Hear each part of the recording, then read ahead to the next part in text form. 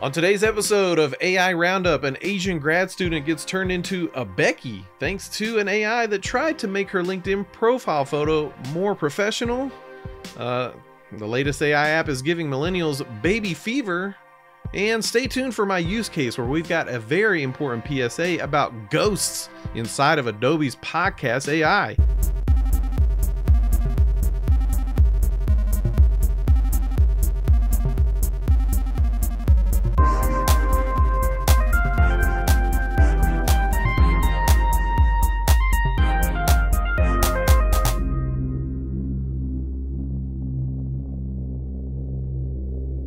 All right, what up, everybody? Welcome back to another episode of AI Roundup. I'm your host, Phil Buck, and before we jump into our stories, I just want to hit you with a few other things happening on the MSP Media Network. In case you missed it, a new episode of Wins and Losses came out last night, episode 3. That's with Ray Orsini and Jason Slagle on their weight loss journey. Make sure you check that out. Very inspirational stuff. Also, make sure you check out this Friday at 5 p.m. a new episode of 38 at 38 with special guests Kyle Spooner of Intellicom Technologies and MSP Geek. It is a really funny episode, so that's why I want to make sure y'all check it out. Also, we delayed this a little bit, but on this Sunday, we're going to have episode 5 of MSP Community Live. That's Sundays at 7 p.m. Eastern Time. And as always, on Tuesdays and Fridays at 10 a.m. Eastern, MSP Dispatch presented by the MSP Media Network. Now, I have got a ton of stories I am so excited to tell you about because they, a lot of them crack me up, and a couple of them hit on some of my favorite things, which is the AI art, the AI, profile regenerating apps. There's a lot of news coming out about those, so let's jump right into the actual impact part of the show.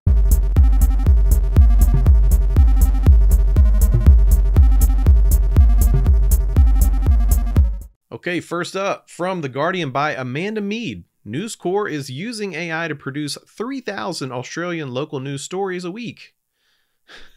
That's right, a News Corp in Australia is producing 3,000 articles per week using generative AI, according to Michael Miller, the company's executive chair. A team of 4 staff members uses AI technology to generate localized content on topics like weather, fuel prices, and traffic conditions for the company's 75 hyper-local publications across the country. The AI-based articles supplement the reporting by journalists and are overseen by them. Despite the use of AI in content generation, there's no explicit disclosure on the page about the reports being compiled using AI. So at first glance, I thought this was bad, but I'm kind of on the fence. I mean, it's a tough one because in some ways I work in media and I see how producing certain things on a tight turnaround is very difficult, and to have something so specific to a certain area is kind of cool. Now, I think the last thing that I would be concerned about is I hope these stories are accurate, because 4 people reviewing 3,000 articles a week, I don't see how you can do that. And I know from personal experience that AI loves to make up stuff. And speaking of making up stuff, moving right along, from Engadget by Carissa Bell, Instagram seems to be working on labels for posts generated by Meta AI. Meta is reportedly developing several generative AI features for Instagram, including labels indicating when content has been generated by Meta AI, according to screenshots shared by reverse engineer Alessandro Paluzzi. This move aims to help users recognize when AI has been used to create content amidst growing concerns over the potential misuse of AI technology in spreading misinformation.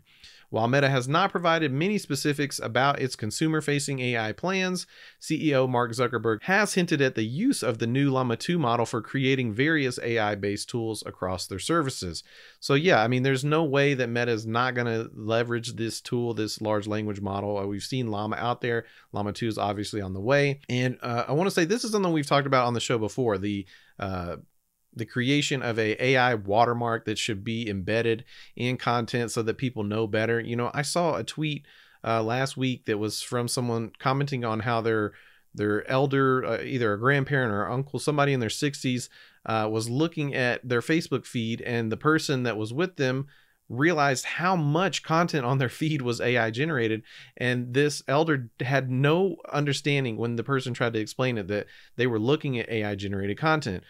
Now, that being said, I'm not sure that adding a little disclaimer label is going to be enough to, stop the spread of misinformation. It seems to me like a lot of people are not going to look at those things. I'm not sure people even have the AI literacy at this point to know that, hey, an image like that can be made by a computer completely from scratch without any sort of photoshopping or anything. But nonetheless, I do think this is something that has to happen. It is a move in the right direction. It just seems like it may be a little late at this point, but at least it's nice to know that if these businesses like Meta are going to employ large language models, etc., that they're at least going to take some responsibility. I don't know. And speaking of taking responsibility, this next one is a doozy from Yahoo News by Carl Sampson. Asian MIT grad asks AI to make her photo more professional and gets turned into a white woman. Rona Wang, a recent MIT graduate, has highlighted evidence of racial bias in artificial intelligence after a portrait generator named Playground AI seemingly altered her image to give her a fairer complexion, dark blonde hair, and blue eyes. Wang's experience has added to growing concerns about racial bias in AI. Playground AI founder Sahil Doshi responded to Wang's post stating that the model does not have instructions to make such changes and will pick a generic thing based on the prompt. But they were displeased with the outcome and hope to resolve the issue. Now, okay, so first up, I'm pretty sure most of us know that these AIs have implicit bias built into them by nature of the training data that was used to make these things. In fact, I know Midjourney has gotten better about this, but whenever I use Stable Diffusion, so often the images that are generated are just all white people. I mean, I just feel so bad for the person that's using this and they're thinking, oh yeah, I will get this AI to make me look more professional, which you would think, hey, it's gonna, do my hair and makeup. It's gonna give me a nice outfit. It's going to change the background so I look like I'm in a nice office or a library. I don't know, something along those lines. But instead, it just changes you into a whole nother person. I think that these these biases have been called out on AI for a while now, and unfortunately, that doesn't help to change it. I think that the part is even worse is the training data, right? Is that the real world things that put these issues on full display, just as humans, we haven't dealt with them very well. And so now we're feeding all these experiences and data from our flawed reality into machines and just letting it replicate that. It's definitely a bad look. Shout out Rona. Sorry you had to deal with that. Hopefully, maybe some folks will reach out to you from, the result of this story being so popular and help you get a really nice headshot for your LinkedIn profile.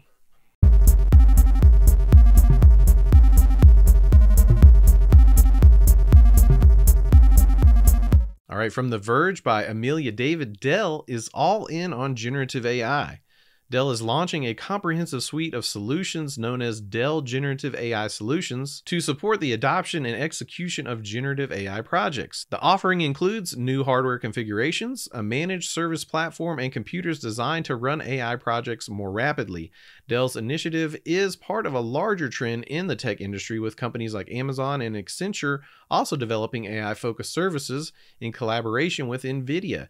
Dell Solutions will utilize NVIDIA's Tensor Core GPU and Dell's own enterprise AI software and data storage to expedite AI model processing. So once again, we're seeing the trend moving toward these giants, really investing in the AI space. Now we're seeing it from the ground floor. Dell is creating new hardware platforms, infusing the software into this formula. I think this is just the beginning. Speaking of which, touching on the exact same subject in our next story from Slate by Alex Kantrowitz, AWS isn't trying to win the AI race.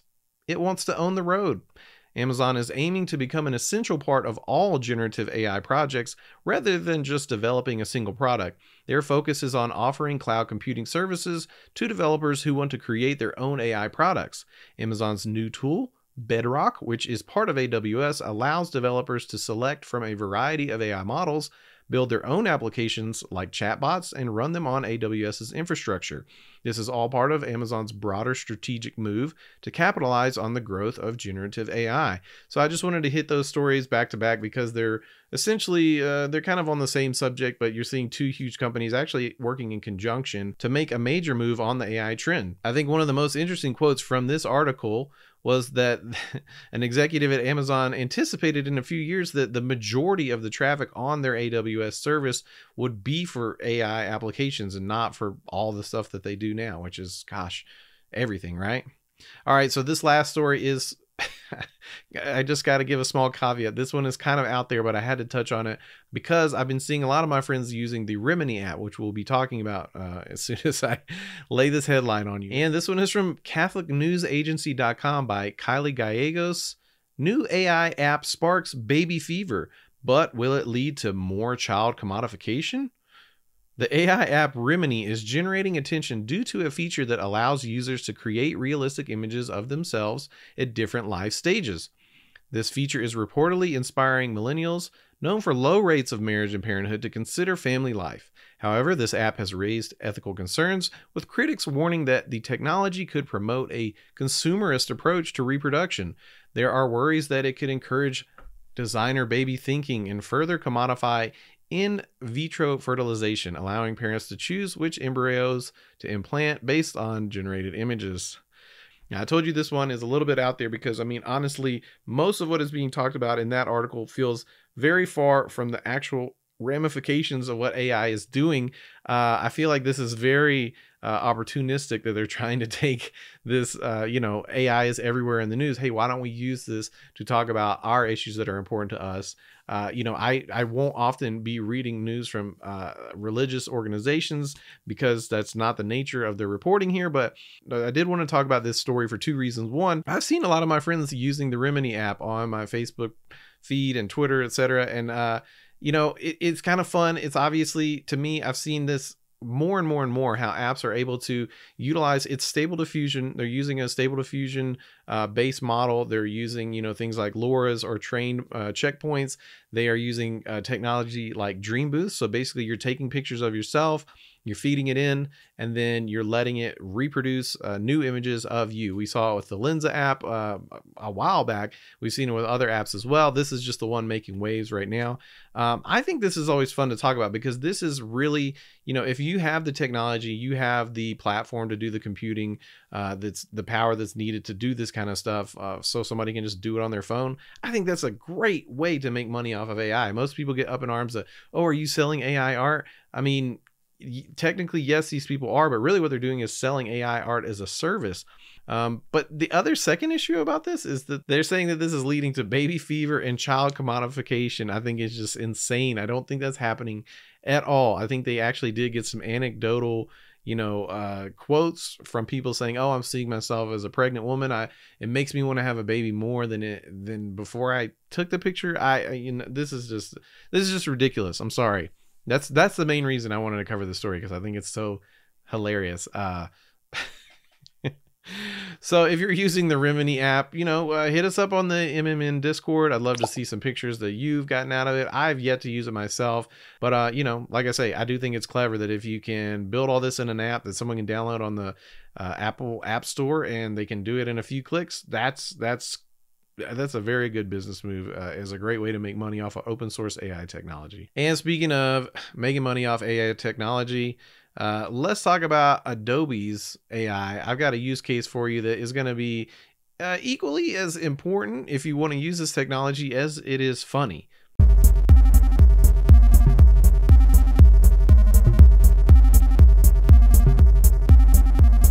Okay, so in today's use case, I have been using the beta of Adobe's podcast suite. I don't know if you want to call it that quite yet, but it's in beta, and Adobe has a couple of tools. One is that you can take audio that you've recorded for your podcast, feed it into their AI audio processing algorithm, if you will, and then it will take that audio and make it sound better, more professional. I've actually used it a few times for stuff like MSP Dispatch, where, we had a recording that was in a loud room.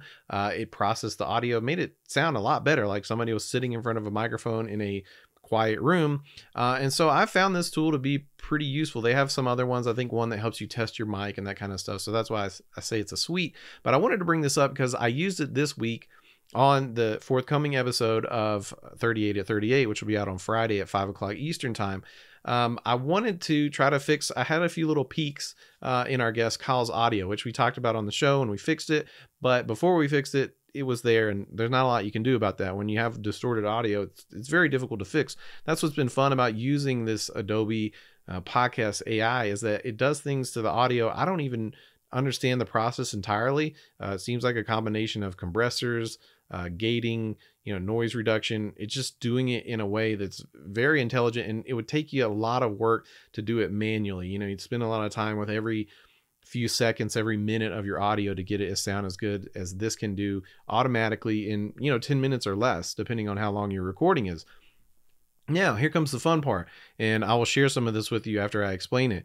I fed in Kyle's audio to this Adobe podcast. I let it run and come back 10 minutes later. I dropped it into the episode, and I checked out a few spots where Kyle's talking, and I was like, okay, that does sound better. I did a little A/B testing. I'm like, this is going to work. I think this is going to work.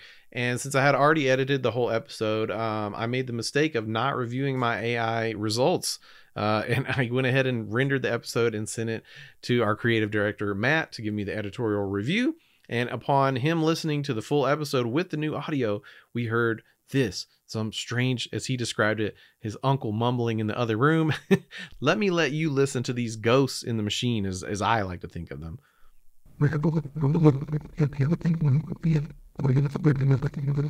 Okay, so as you could hear there's parts where Kyle's not saying anything at all. In fact, you can see from the video that he's just sitting there listening to Aaron's story. I isolated Kyle's video for you so you could hear this weird little at times it even had an effect where it sounded like it was like a chipmunk, like the audio had been pitched up.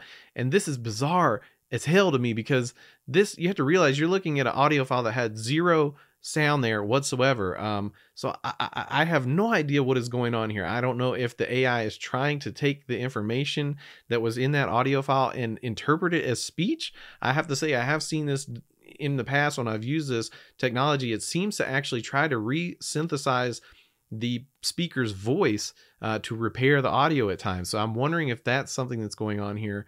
And also, just to go way out on all of them, I'm wondering if maybe I fed this audio in, and all the audio from all the other people that are using it are getting mixed together, and it's spitting out all this new little from somebody else's recording. Yeah, I don't think that's really what's happening, but I had to throw it out there as a theory. So yes, as we often say on this show, if you're using AI for anything in your workflow, always check the results. I made the mistake of not checking the results entirely. And so that is why I paid the price of having to go back and fix this audio manually, where all the spots where we had the little ghost, the uncle in the next room talking. I had to go through and cut that out because I did want to keep the good parts where it, Kyle's audio sounded much better as a result. So if you are using this software, please, sound off in the MMN Discord. Let me know how it works for you. I plan to keep on using it, so I'd love to know some of the other pitfalls that maybe you have run into as well. All right, y'all, that is it for today's show. Like I've already told you, join us in the Discord. Also, be sure to follow us on social media at MSP Media TV. If you have any questions, please email us news@mspmedia.tv or leave us a voicemail at 833-MSP-Network. All right, guys, I'm Phil Buck, your host of AI Roundup. I'll be back here every Wednesday at 10 a.m. Eastern Time. I hope that you'll join me then. And until that time comes, take care of yourselves and peace out. This has been a broadcast of the MSP Media Network.